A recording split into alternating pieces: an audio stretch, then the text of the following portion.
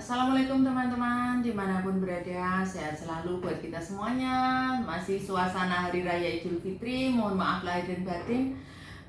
Bagi yang tidak bisa silaturahmi, kita syukurin saja, yang penting kita sehat. Teman-teman, hari ini saya mau sharing mengenai scammer. Apa itu scammer? Scammer adalah penipuan berkedok asmara di dunia maya, ya. Entah itu lewat Facebook, lewat IG, chat mesra, yang membuat kita, khususnya teman-teman BMI yang berada di luar negeri, itu terlena, ya. Teman-teman BMI,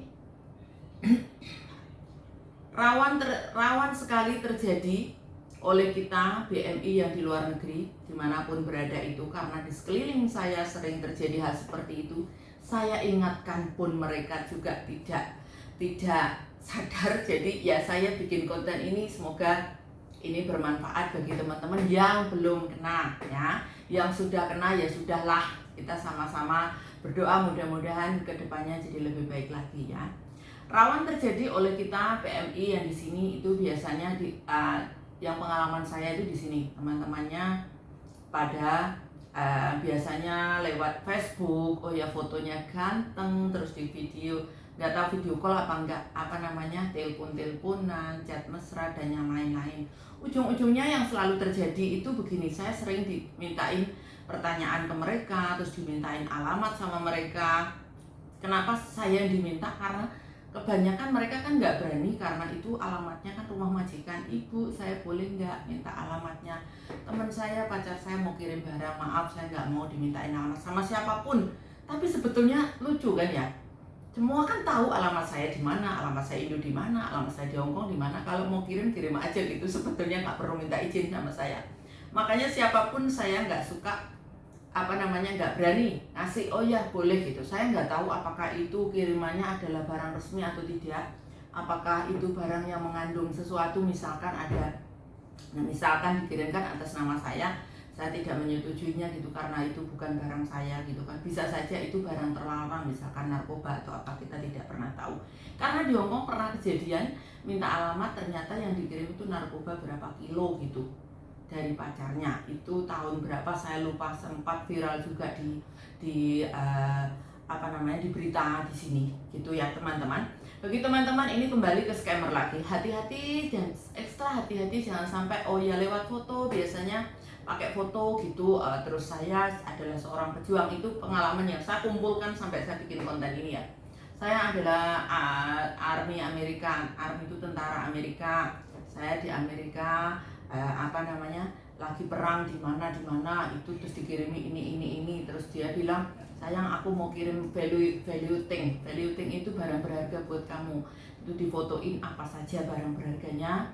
Terus setelah itu barang berharganya itu katanya dikirimkan, terus dikasih kwitansinya. Setelah itu banyak yang ditelepon, katanya dari bea cukai, misalkan Hongkong ya dari bea cukai Hongkong.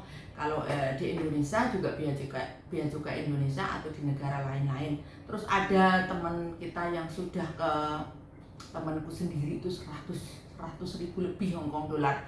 Maaf ya Mbak, tak jadiin konten di sini. Terus ada anakku sendiri, nggak tega menyebutin nama, itu ada 3-4 itu seperti itu.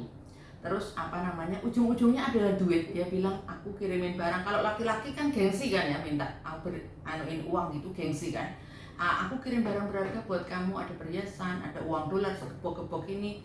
Terus nanti bea cukainya minta, karena ada barang ada value thing, ada barang berharganya. Jadi ini harus ada tebusan bea cukainya gitu. Terus ada katanya dari staf bea cukai dan bla bla bla bla. Terus ini kan, kalau kita nggak mikir secara rasional, itu benar-benar masukin uang ke situ. Itu benar-benar terjadi beberapa kali di teman dekat saya dulu, waktu kita masih sama-sama sengsara dulu pun. Dia padahal di sini juga warga negara sini ya, maksudnya sudah dependent visa sini gitu. Dia itu juga ketipu di situ gitu. Begitu juga yang ada di Indonesia, itu katanya ada yang polisi lah, ada yang tentara lah, ada yang harus mutasi kerja dekat rumahmu lah, sayang aku mau nikahin kamu lah, bla bla bla. Uangnya dikirimkan, bahkan ada yang sampai hutang bank itu berapa. Ini terjadi beberapa hari kemarin. Saya ingatkan pun anaknya juga marah-marah sama saya, itu bukan urusan ibu, ya sudah Yang penting saya sudah mengingatkan gitu. Logikanya teman-teman, kalau memang dia adalah seorang, mohon maaf ini ya, maksudnya seorang pejabat lah di Indonesia gitu, kita harus sadar diri siapa kita gitu. Kalau misalkan pejabat di Indonesia nggak mungkin kok cari kita ya kan, kenapa ngapain harus nungguin kita berbulan-bulan bertahun-tahun, suruh pulang selesai dinikahin kan selesai ya kan, ngapain harus nunggu kita bertahun-tahun dengan ini itu, dengan cat mesra dan yang lain-lain. Itu yang perlu kita sadari, bahwa kita ini jauh, nggak mungkin orang cari yang jauh ya guys, yang dekat banyak itu ya. Itu sepengetahuan saya, dan ujung-ujungnya nanti kalau kalau sudah duitnya di tangan, itu ada saja ceritanya. Oh ya, yang perang mungkin nanti kalau aku mati bla bla bla bla gitu, terus temennya WA saya ini. Terus yang di Indonesia yang sudah duitnya banyak, ini pengalaman bener saya, pengalaman bener ngasih tahu kalian. Yang itu apa namanya, meninggal, katanya meninggal kecelakaan bla bla bla, bos yang dikirimkan siapa, ada itu, maaf ya, ibu saya harus ini kan di sini. Apa namanya, terus ada lagi yang habis itu nomornya diblok sama sekali, langsung diblok aja. Tapi masih ada lagi yang WA sebelumnya. Please lah teman-teman, berpintarlah, bismatlah kita ini jauh dari keluarga, kita jauh dari ini kan. Memang di sini kan dirayu sedikit aja sudah tuing-tuing gitu bahasanya ya, tapi kan tidak begitu juga. Intinya kalau harus mengeluarkan uang harus pintar-pintar. Kita cari uang susah di sini guys, jadi kalau uang kita kasih dengan orang tidak kenal itu rasanya nggak worth it gitu. Mending kita sumbangkan ke panti asuhan, bisa berkah, bisa dapat doa, bisa kita bahagia gitu, kalau daripada kita kasihkan orang yang hanya kita kenal lewat telepon saja, kita nggak tahu siapa dia kan gitu.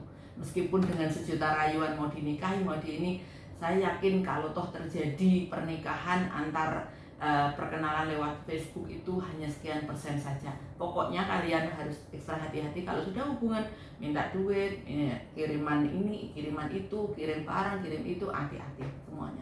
Ya, thank you ya semuanya. Hari ini saya kontennya sampai di sini dulu, nanti kita sambung dengan konten yang lainnya lebih bermanfaat. Terima kasih untuk subscribe-nya, like dan komennya. Thank you semuanya. Bye bye. Assalamualaikum.